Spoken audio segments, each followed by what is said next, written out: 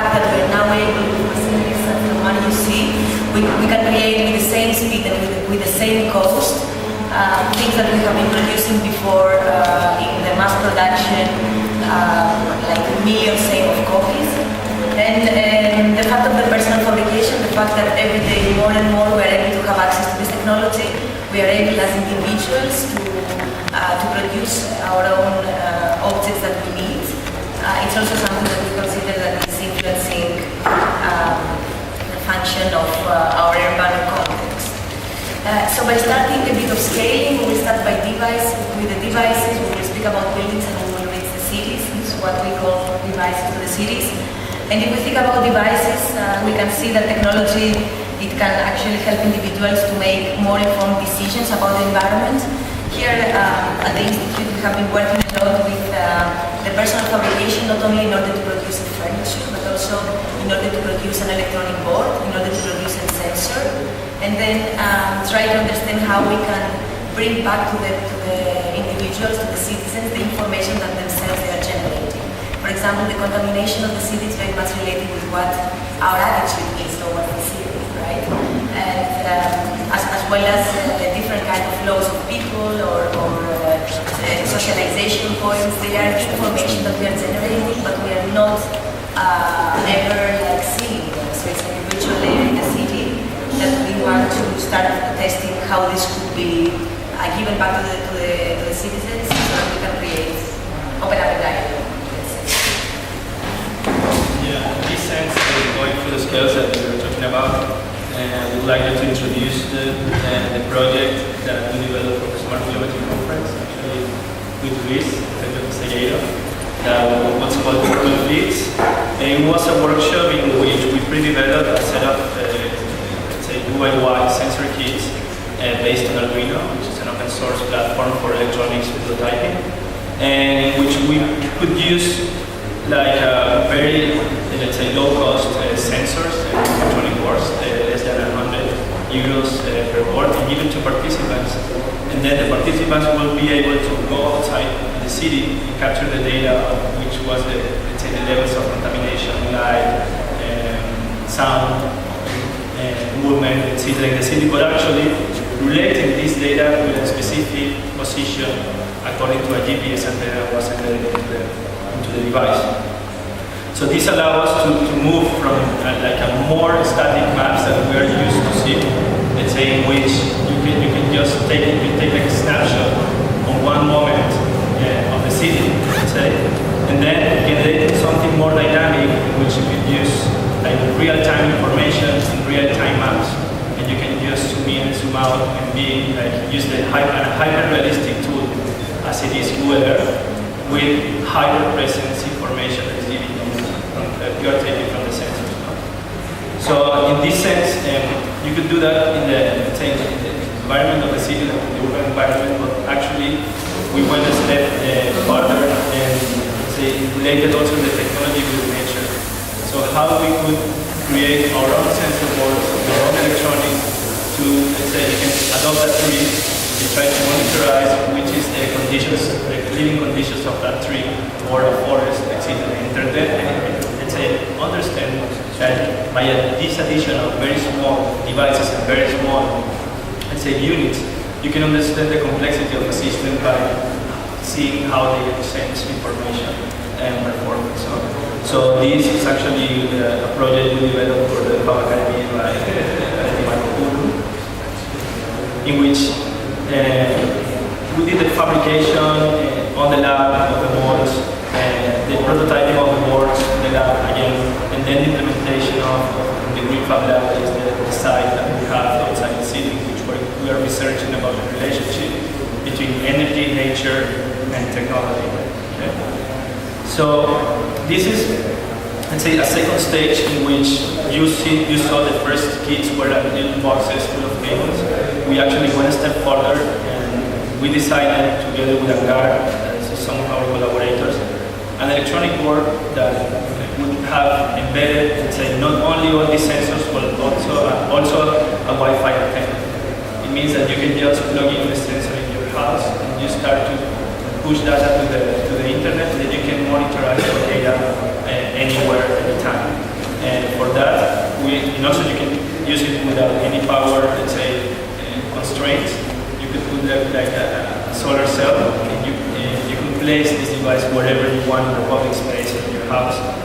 And it will be uploading information of these sensors that you see here, and was CO2, humidity, temperature, again, sound, these kind of sensors that we are really going deeper on the understanding of that, and at the end we'll come back to this. By using online platforms like Achube, that is a kind of Facebook of sensors, in which you can generate online graphs and you can start to compare data and let's say what's the relationship of the CO2 levels of temperature, these kind of things. And then we go to the people.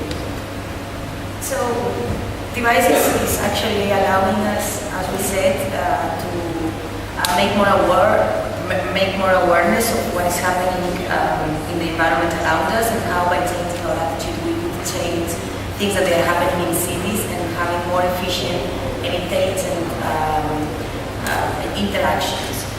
In terms of architecture, there was another, let's say, a topic, of course, that architects are always very much into it. So by thinking of how we can actually think the buildings within a smart city, it was something that was very much related with ideas of sustainability. So we would like that the buildings are able to respond to the environmental context, but we are also consider fundamental that the buildings are able to respond to the user's needs, and they are able to transform from rigid buildings to more responsive organisms. Actually now, maybe I will tell you later what we're doing now there with people. This is a first prototype that we did, starting to think in what is the future building, or let's say what is the building that is following its form, it's following the energy, it's following the information, and it's not following only the function as we do until now. So this is the FabLab house, that you can see also the single model there. It's a competition that it was called Solar Decathlon Competition, so 20 universities were selected. And the objective was to build a one-to-one prototype of a building that would be able to generate all the energy that it needed for functioning. So that was our proposal, that it was based on the idea of, it was based on a digital model in certain parameters of longitude and latitude of the area where this building is going to be implemented. In this case is Madrid, and the fact that it is in Madrid, it gives that say to the building. But if it was to be implemented in another area, for example in Reykjavik or in Ecuador, as for example you can see in this diagram, that the same digital model would allow us to see which is the most optimum form of this house. Apart from the formal issues and related with the environment and the sandpath, a very important debate that we wanted to open up with this project was related with the sustainability in the process of construction. So this competition was actually about sustainability, but then they were allowing transportation from houses from China or from Australia or from US. So how sustainable is that, you know? And we have proposed that this house would be produced totally by a fabrication laboratory similar to one that we have here. So this here is this space that is full of the parts of the house. With 3 machines, we fabricated the whole house in pieces. We transported it into Madrid and we put it up together. And our idea and our debate was, what if a similar laboratory existed in Madrid? Then the only thing that we would have to do is to send the files by internet, go to Madrid, download the files and fabricate locally. And those are some of the images of how the house looked like, the interior and the exterior. And this is the second version of the solar house. That it's again based on the idea of how the form of the house is in a dialogue with the environment and the sandpath. This house is thought on as a module that it could grow up vertically. So it could be a house, but it could also be a skyscraper, or it could be like a 7-floor building. And all this modular inclination that you see on the facades of the house, they are the one so that we can generate the maximum solar energy in the whole year. This pavilion is actually here in Barcelona. It's on the Marina port that you can visit. It's 5 blocks from here.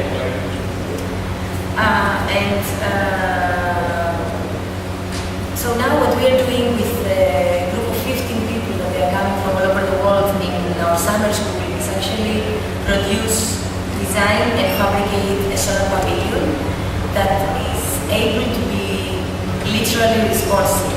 That means that it's going to move in order to follow the sun path during the day, and it will change, its structure will change position according to summer or winter, so that it would generate the maximum of the energy possible. So we're very much into this topic and trying to develop different kind of ideas and solutions.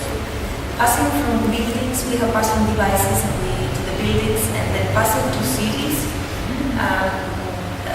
Cities are the context that we are even more interested in, because it actually includes all the previous scales. And we're considering that cities, they are living machines of data and information that both users and environment generate. So we're asking ourselves, are our cities capable to respond to our behavioral and environmental changes? We gave some answers to that in relation to the buildings, but what about our cities and how the citizens should participate in that? So this is a project that we did in relation with those questions last year. It's the model that you see right next to us. It's an interactive model that we tried to simulate a networked city. So we started thinking that the buildings and the blocks are not anymore independent nodes, but they are part of a network. So if a building or an urban block doesn't generate the energy that it needs, this does not mean that it's unsustainable. But if it is part of a network that another block is able to send information, to send energy, to interchange resources, then this urban block and its identity is related very much with what is around it, so it's not an independent block. For doing this project and simulation, we have created, as Tomas was saying before, do-it-yourself boards. That means that we actually designed them and fabricated them here at the lab.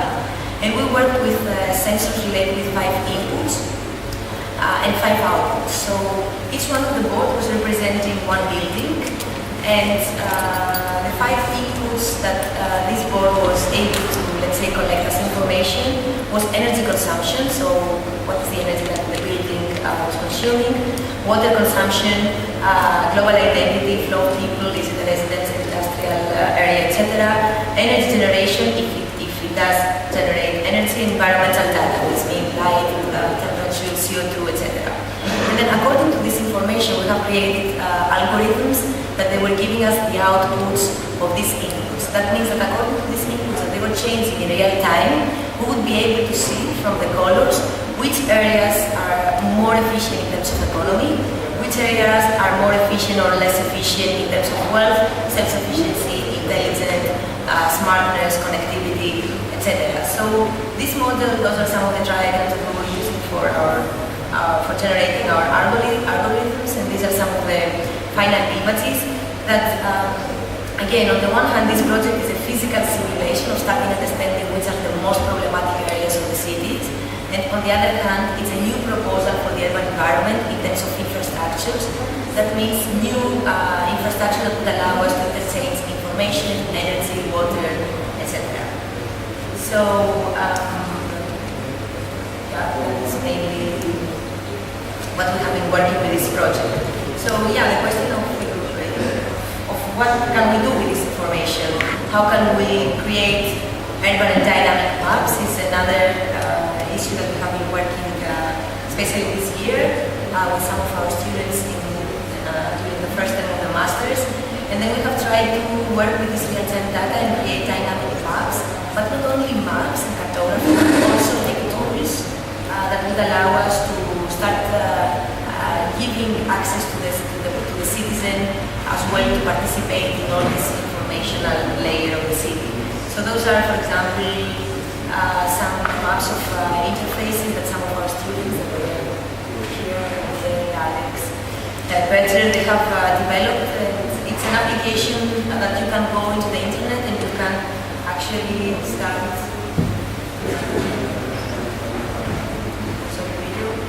actually start understanding which are the areas with more contamination, which are the areas with less flow of people. If I want to go for a walk, which is the optimal path to take. So it's like a platform that is dynamic according to the user's needs, and it's a platform that is also being fed by the information that the users are generating. This is how the interface looks like.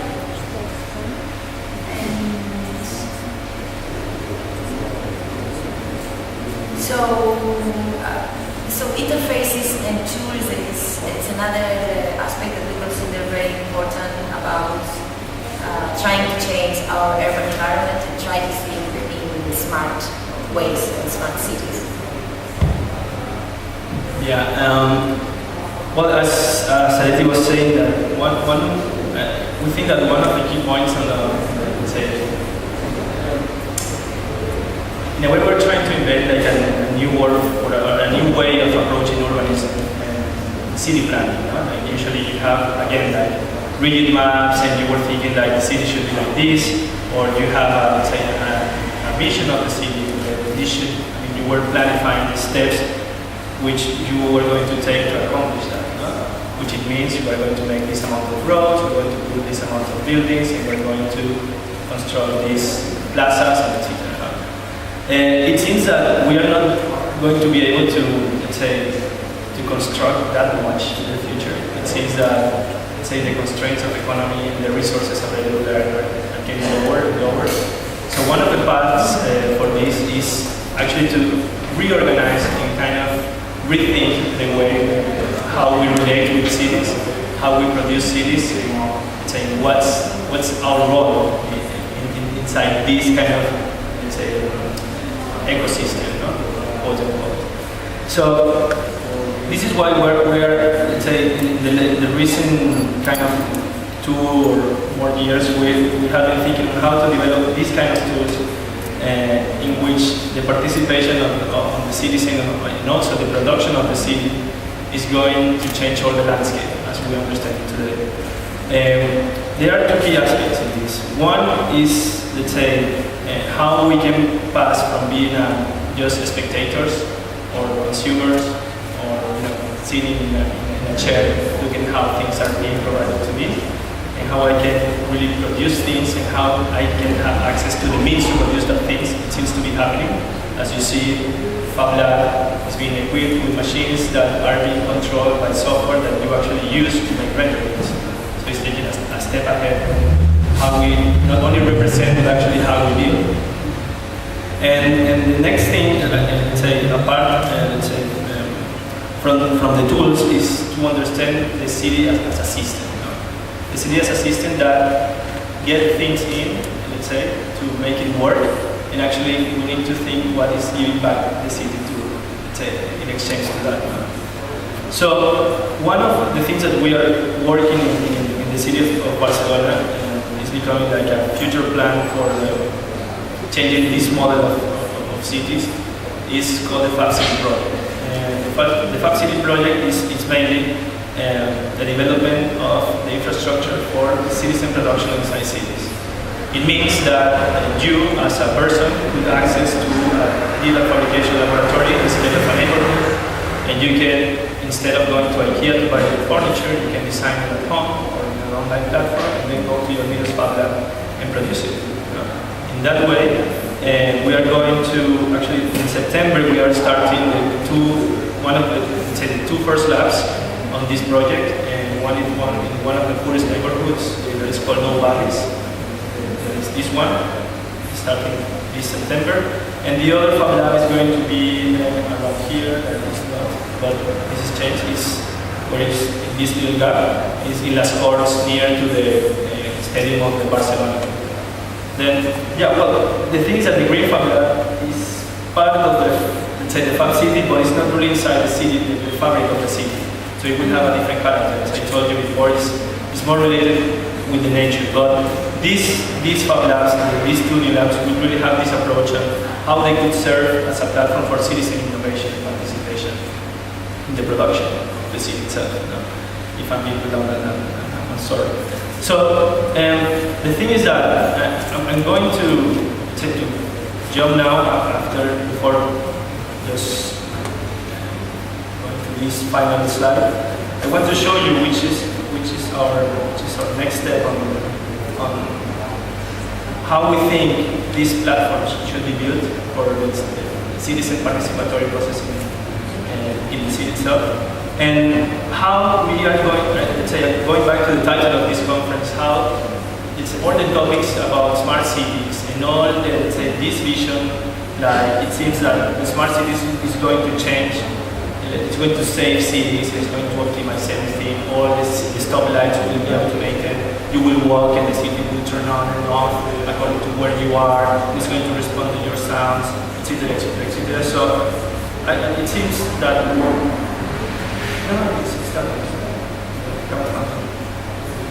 So it seems that this approach is being led by mainly the city halls of cities and the government of cities, and also by big companies like IBM or Cisco and this kind of stuff. So they are our partners. But the thing is that we really strongly believe that we need to have people that is eager to participate in this smartness of the city. Imagine that the city is a brain, and we are the neurons. So if we are not connected, we don't have any intelligence among us, basically we're going to be stupid.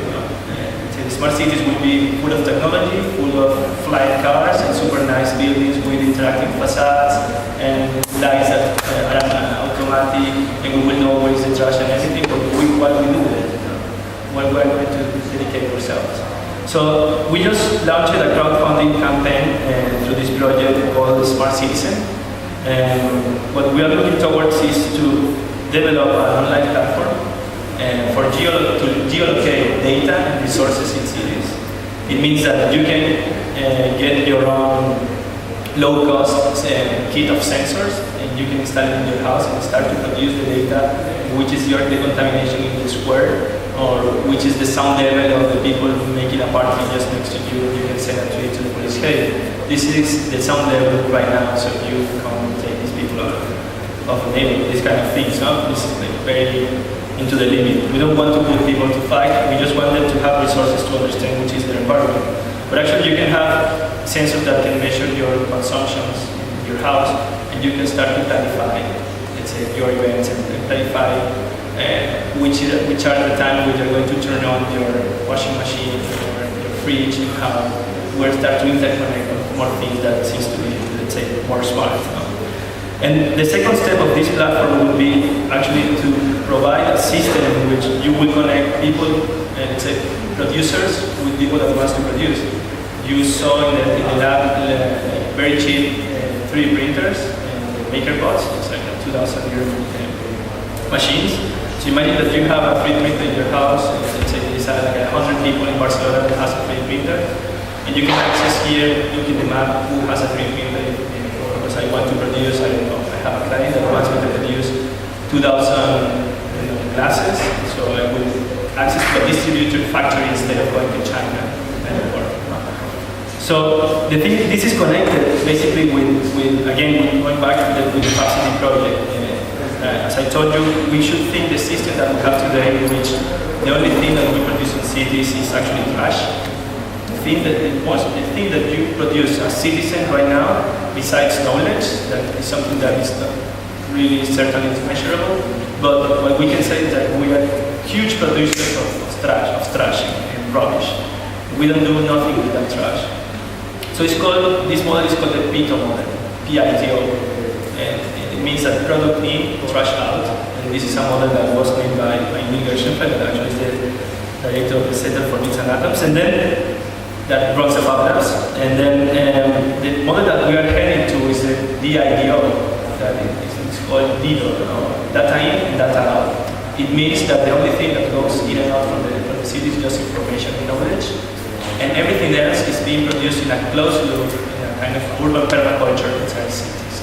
So all the trash you're using then to be, let's say, you use it as a raw materials.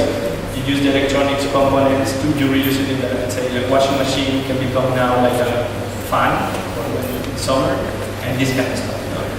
So with that, I think that if you can put some money in the project, it would be great.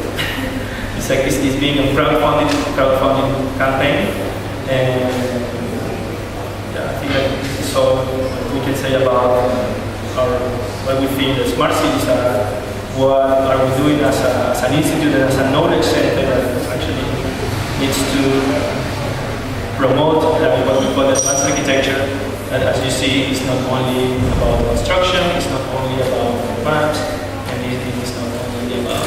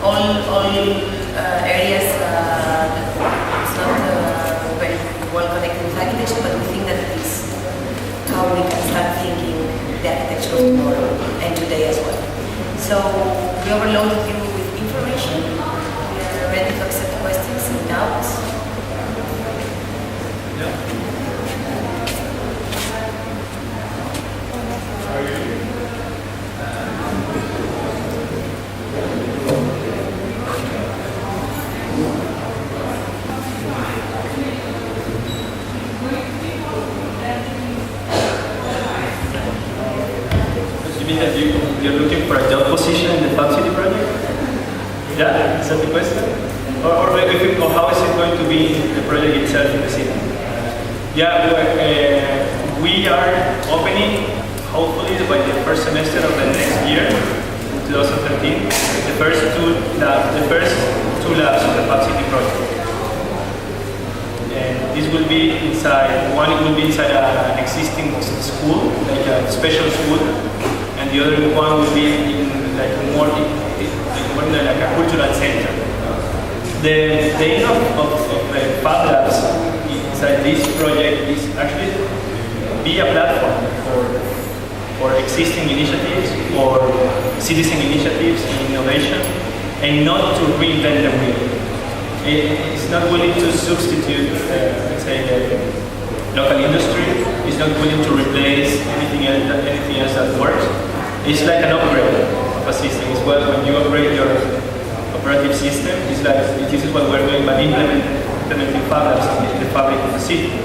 I think that it might sound utopian, and that we will reach in a point that everything will be produced inside cities, and we will just only be interchanging information. But as Areti was saying, now you can just download the FabLab house that we showed you, and if you have the machines and the time and the people and the walls, you can make it.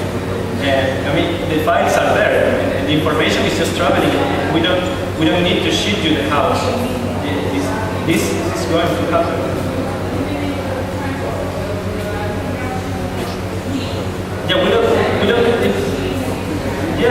Yeah, we don't eliminate anything. We are going to upgrade the system. There are some things that will work with this new upgrade, and other ones will keep, not working that well. We will see, but I think that it's not reason for consume that more than the half of the things that we consume that are totally delocalized. And they are very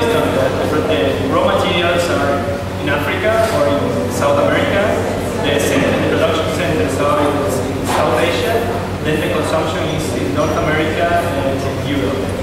And then the rubbish goes to India and some Central American countries. Why? So the next step would be why we cannot distribute the production, work with local materials, increment the knowledge in building. I mean, if you only consume, the knowledge is gone. You don't seem to learn just by learning. You learn because you need something to do. You know, this is another shift. If you don't have anything to do, just go to the movies and everything else, then the knowledge is being held by the Chinese. They don't have anything that to use.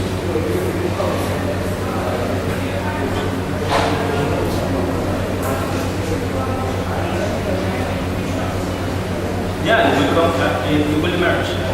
It's something that, again, if we approach this project as we put it together, and we say this is what we have to do, it's wrong. We start as a bottom-up approach. We're putting the ingredients for something to happen. We will happen.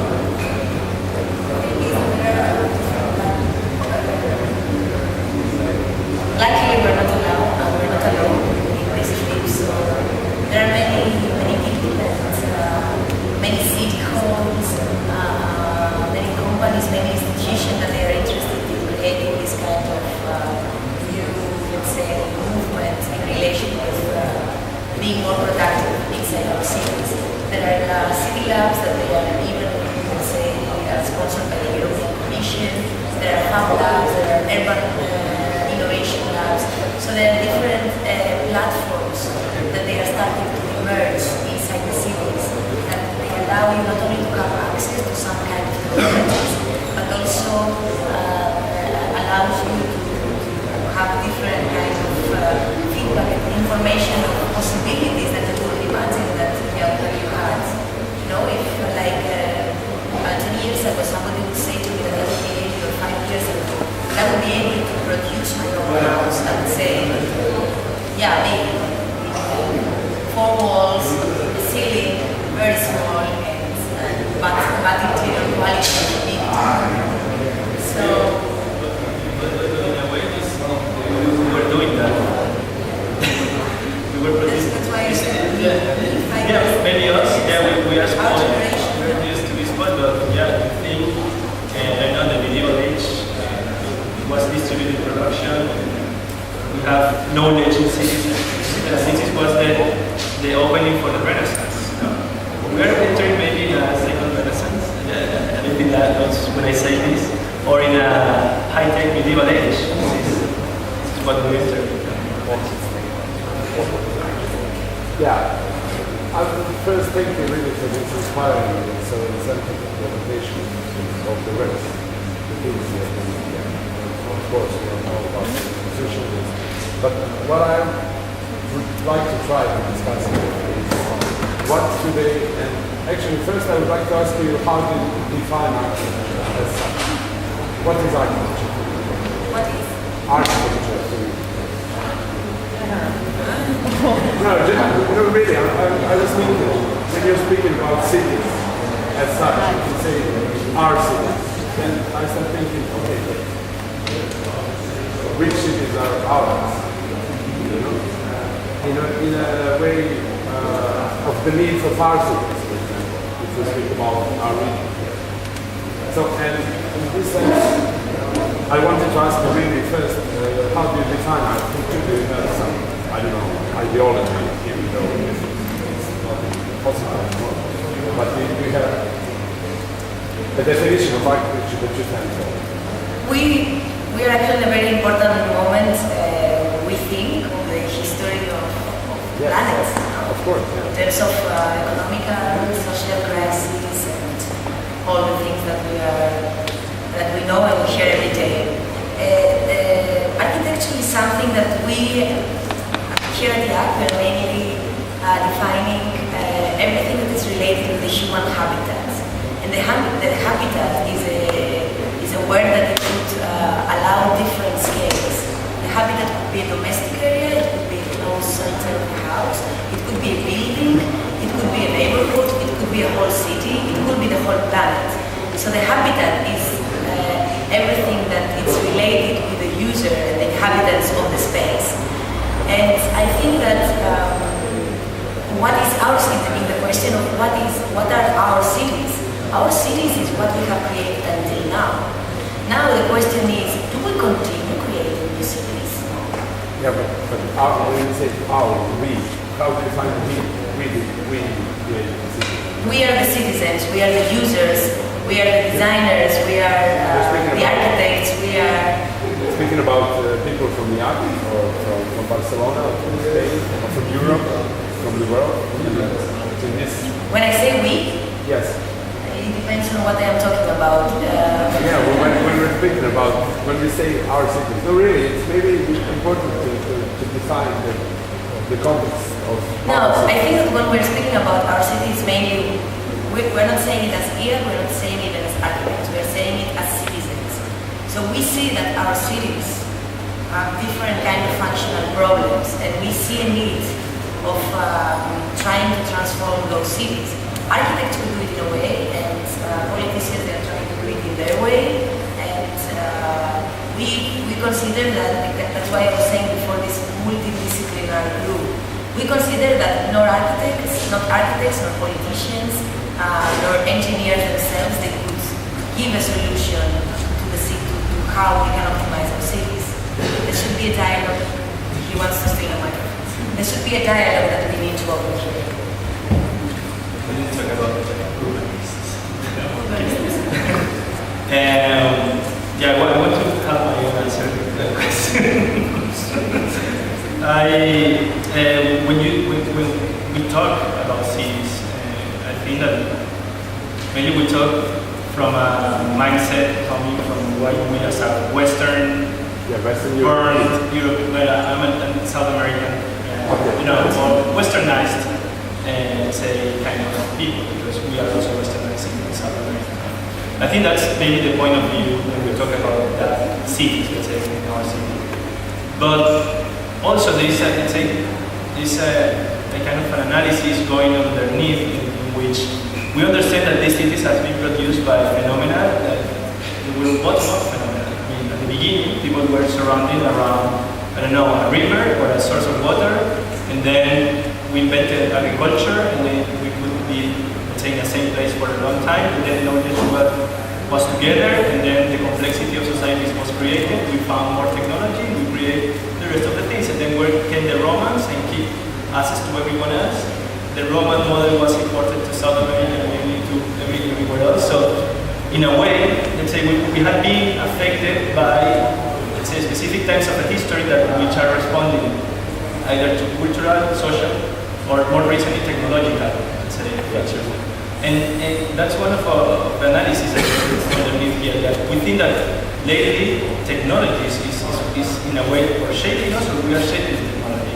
So this is like a bidirectional, let's say, relationship that we have with it. And we would think that's also that it's being reflected around us, from Vicente, for instance, one of the co-founders of the institute, that he says that, well, Vicente and a lot of people say that, yeah, we're living in cities shaped by cars. In a way, the cities that we live today are shaped by cars. The cars, let's say, permitted us to create a city that could sprawl, let's say, and then the road structure is mainly running, let's say, the morphology of the city. The late centuries. So the latest technology that is really changing, or the latest technologies that are really changing us, is now the use of ubiquitous computing, personal computing, connected to the internet or the ability of sharing information in a very high speed. So how these things are going to shape the cities of the future? That's mainly what is going around. And this is I think that it's not only architecture. I am working. I think maybe architecture sometimes is very ambitious in the definition that architecture is everything. Maybe not, but I think it's through habitat. When we talk about the human habitat, and that's related with what we call the advanced architecture. Because today we all call ourselves as architects, but it's the question, is it architecture anymore, or is it, I don't know, how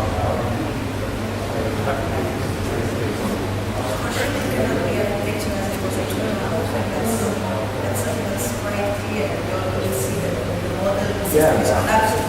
This model is collapsing. Architects are going from why? Because we always thought that architects is about construction. Yeah, they are. But not only. That's funny because if everyone is able to produce their own houses, you will become architects. You will not be dependent on a big firm for you to one day in your life be part of a project. That we would have much architects. It's like lawyers in the 90s. Lawyers that there's a lot of things. Now it's architecture. That's maybe in the first decade of the 21st century. We have the boom of the architecture. Yeah, type of production is the same in our region. No. Yeah, I don't know. If we don't produce architecture as architects, we don't produce any architecture today. It's the question then what will happen if that new need for architecture happens again? Who will work on it? So, yeah, I think maybe it is important to define things, like when we speak about architecture. When we speak, I think we didn't finish with cities. I think we didn't understand a lot of it. But when we speak about houses, I think that you were speaking about Western European, advanced technological society cities. Yeah, and it's interesting for me in sense of this internationality of the city. What we with other people from India. Yes, for South example. America, we have been developing from Ethiopia, but at the same time we're developing working slums of Latin America. In India. So if we say our city, I think that it's high tech, but it's low cost. And self-fabrication is something that we're trying to learn from as Western. But you see these slums of the Indians, I sent you a picture yesterday of Indians building a house, and It's self-production. it's self-production, but with different means. So what we're trying to do is to... Without architecture. No, but the architect, the role of the architect is different. It's Yeah. a case, it's a possibilitator, but it's not the only one. Yes, of the project. Exactly. I don't know if you really possible. Yeah, it's okay. It's okay because I think it's important for understanding the way of thinking, not just the product. Yeah. I think it's more important to understand the way of thinking, so it's good for us just to clarify something.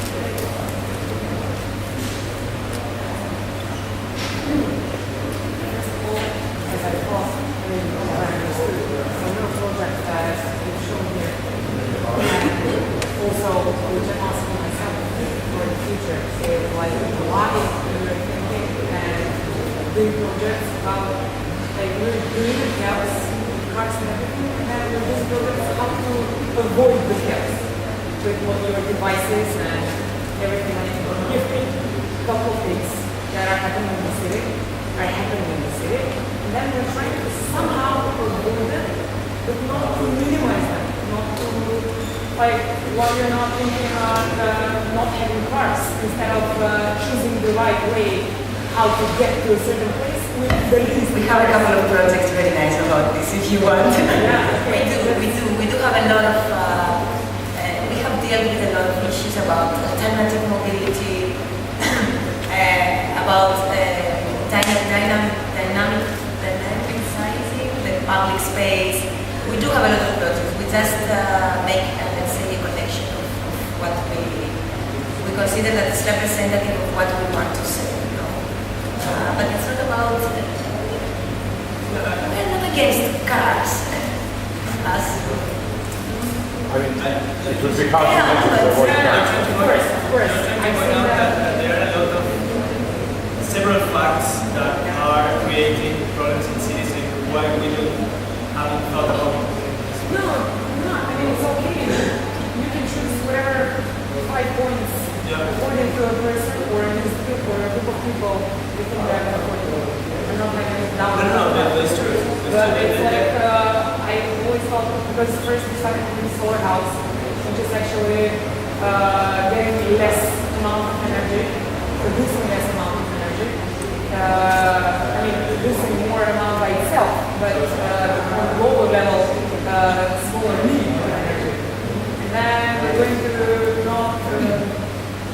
lowering other levels of the city, but like just avoiding them. And I thought that you would continue in that way. Maybe. I don't know. In the cities, you mean? Yeah.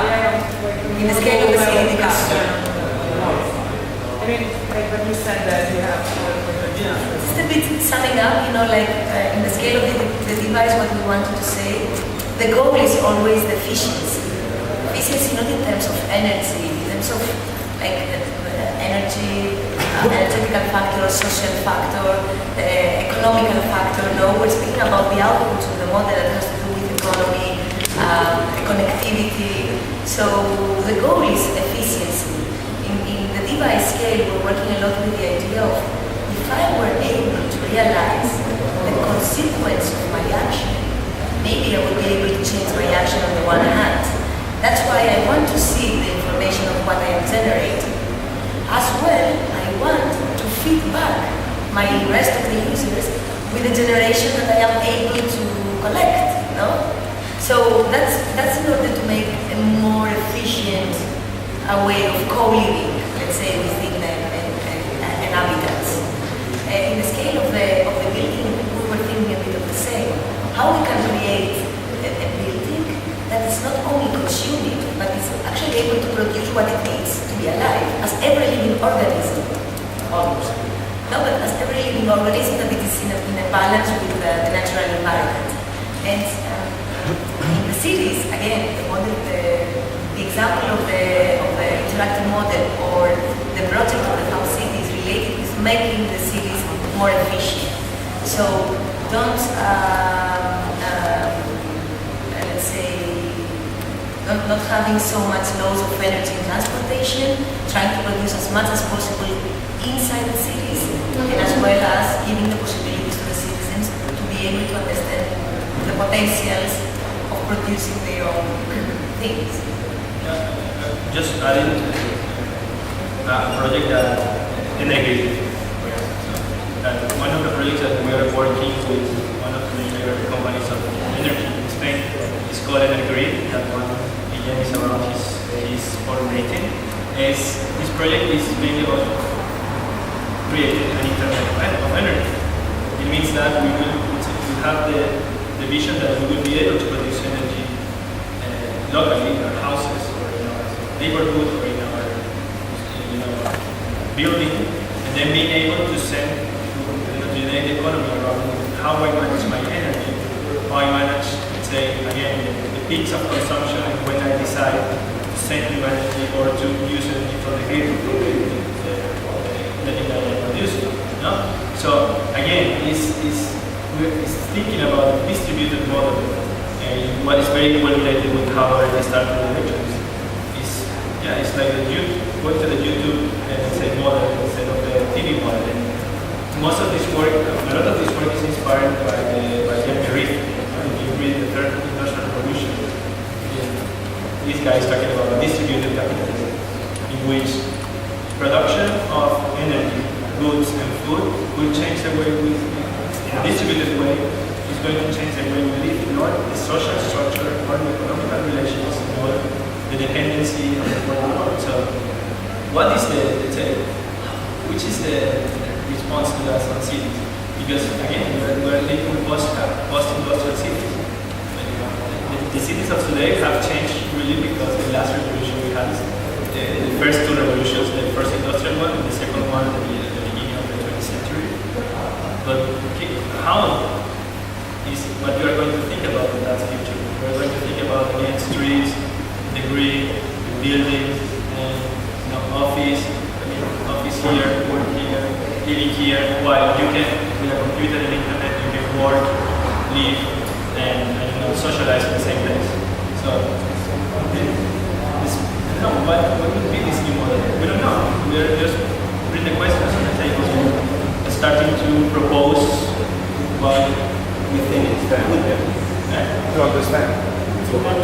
Not only to understand, but try to, this is very balanced. You first shoot and then you ask.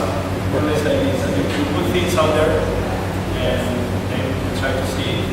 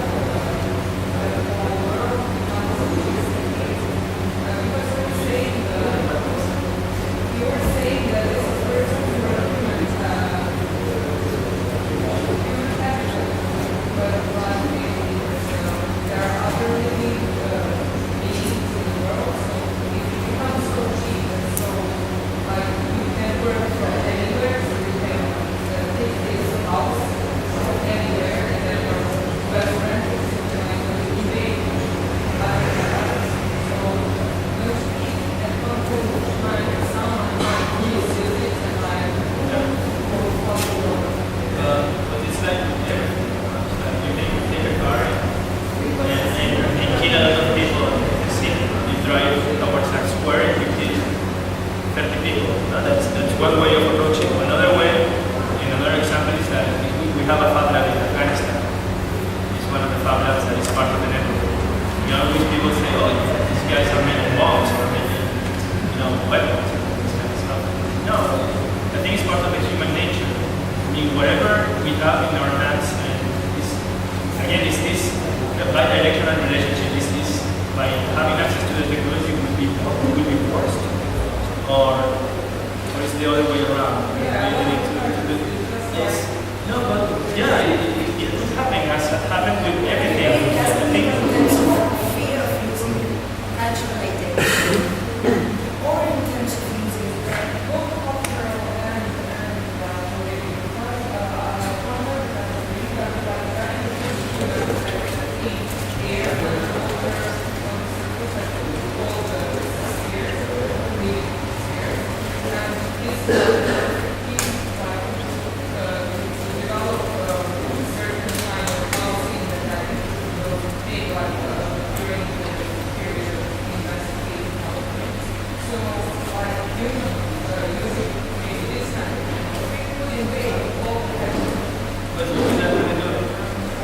without that technology. If we got that technology, we don't know what we're calling our technology. Yeah. Yeah, I mean, I think you're saying that we can occupy spaces that every space, no? And by occupying that space, it will be destroyed by the foot of the human. No? But if we are able to live in a more I don't know. I have 3,000 questions on that, but I think the possibilities are enormous. But let's say the possibilities, having the possibility. I like one thing that you said: being anywhere, doing anything, working with whoever. It means that we are going to be more ubiquitous. We are not going to be dependent on place, but we are going to be. We are going more or less connected with everything. We are able to act everywhere. I don't know if it's that bad. I don't know if it's totally bad. It's one. I mean, maybe it's 50-50. We don't know. I always say also sorry, in Americans they plan things for the very extreme situations. So they put the streets are super wide and everything is super big because maybe some point in the year, I don't know, 100 people is going to be there. There's one time of the year. So everything is planned for the extraordinary things. And then we don't plan for the everyday things. So again, extraordinary thing would be that. In the meantime, we're being afraid of what we're going to do and what we're doing. Things are happening.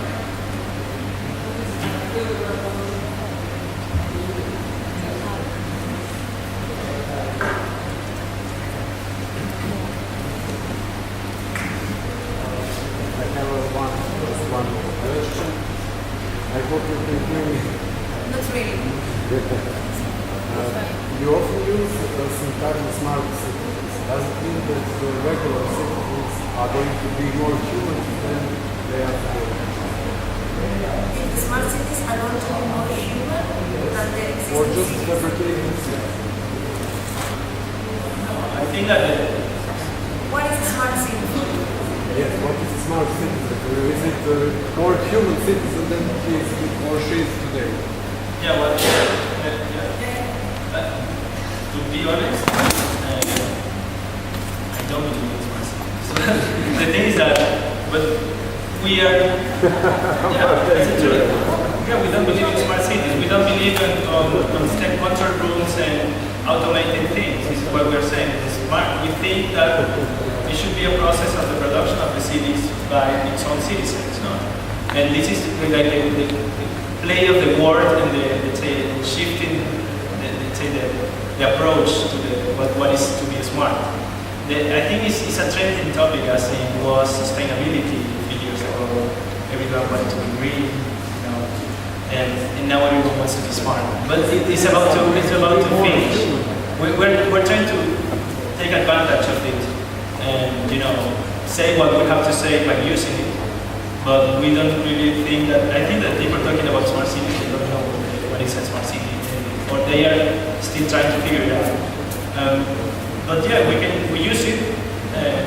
Well, I can say maybe I should say a different answer. Sorry, but yeah, it's an advantage position. Yeah, but yeah, I mean, we are just taking advantage. The answer is yes, and the answer is humans are, powered to do stuff more than anyone else.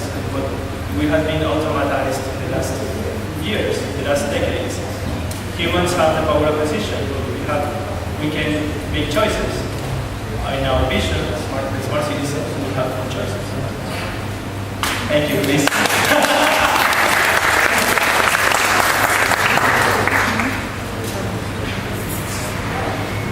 So actually, you're proposing themes for educational activities of the app, if I understand. You said 2 years ago you were like green and sustainability. Now you're talking about smart. So is it? No, but No. Tomas is mainly speaking about the idea of the smart as it's being used widely. There are many institutions that are doing really serious work and research about the idea of smart, about what could be smart. And there are other many people that they just put the word smart before everything, before anything, smart mobility, smart city, smart building, smart, and they just put the word and they think that it's smart already. The smart it's not like we have been to green and sustainability and now we are into smart and technology. We have been always to technology because we believe that it's a tool in order to get closer to efficiency. Technology is something that will help us if we treat technology well, it will treat us well in a way, and if we use the tool of the technology in order to generate innovative solutions to problems that they do not have a solution or that we are not satisfied with the solution, then we can start creating things. So green has been always there, technology has been always there, the idea of the self-sufficiency has been always there in our ideology. New tools has been always there. Digital design tools or digital fabrication tools or whatever is coming next. We are not stuck. We want the need to go towards a more efficient approach. It's interesting to me because we're coming from countries with a transitional education system, which is really ongoing transition of education processes, without a clear idea where we will go. I'm speaking about formal education. So for me, I would also like to ask, but I don't know if it will sound like weird. Can you define education? Like, how do you see education inside here? I think the place itself, it talks a bit of how we see education, like people breaking and doing stuff, getting a bit dirty, being in an environment that is like not the perfect building for creating, I think. We consider education by a mutual dialogue with different minds. We consider education by learning out of making. We consider education by daring and by creating new things, by not being afraid of testing and not being afraid of following. But yeah, it's obvious, I think it's not the traditional academic environment, not even physically, spatially talking. That the architecture is the place. The space itself, no? It's not a factory. It is a factory, yeah. So the factory. Oh, yeah. I think this was a good opportunity for the students from our region to get introduced to different kinds of approach and such a independent way of thinking as you are proposing. So yeah, if we don't have any, sorry. One question. Do you think, where do you think this ideology of yours, this theory, let's call it a lifestyle, finds better ground for implementation in some, I don't know,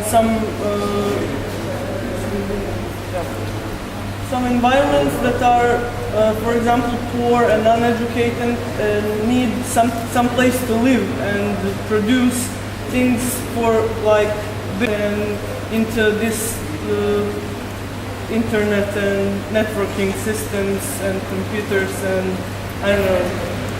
Definitely. Well, there are areas where, of course, people do not have access to internet. Many of the things that we're talking about, they are based in the idea of being connected. But we really believe that, if I understand the question correctly, right? Because I didn't hear. Which one of them is better ground for implementation this theory? Which one of them? Where do you think it's better ground for implementation of this ideology? Okay. I think it's a process that it's for everyone. It's not like a specific context where the virus is growing. It's a process that is different in relation with where it is being implemented. So of course, all this idea in a Western city, the process is much more different, even maybe much more shorter and even much more dangerous, less creative than, for example, in other areas, not Western areas, or maybe in Africa. So it's not like we choose the specific context. We do not believe that what we are representing here is only for specific contexts. We really I believe think it is. Because how would you implement smart cities in Africa? by having a FabLab there, for example. But how can people check They don't check, they visit the lab. No, we were speaking about humidity and water, things like this, in the smart city architecture. How would you implement this theory in Africa? Yeah, I think there are two ways. I don't know if you're talking about smart cities or about the implementation on all these ideologies. You talk about the ideology or theory. It's far beyond the smart cities and the sense of community. And I wanted to point out the examples of the labs in Africa and the FabLabs in Latin America, in Peru or in India, in a ashram in the middle of nowhere, and a FabLab, say, open in the Netherlands. The context is totally different. I mean, we can say that yes, we have very infrastructure, say in the developed world, and we hope that we will have fiber optics in all the cities in the underdeveloping world. But the technology appropriation, and I think that we were saying is that people is not they don't have prejudgment on how they are going to use the technology. So the potential is more stronger in these places. And the range of opportunities and the new multiplications of what will be the applications are so much powerful that in the poor, spoiled, and rich world, for sure. But it's that they are complementary in a way, because without the pushing forward of technology that you won't have, you cannot serve this technology in other parts of the world. And when we saw the issue of infrastructures and minimum communications, and I'm pretty sure that in the next 5 to 10 years or even less, we will find different ways of communicating and sending data super faster and without the need of a cable this big, fiber optics. The wireless communication, high-speed wireless communication is going to totally changes. And this is something that we will see. That this won't be a gap, as you were saying. This won't be a problem. We will have everything connected at the same speed. Then, for sure, the underdeveloping world will be 10 times more advanced.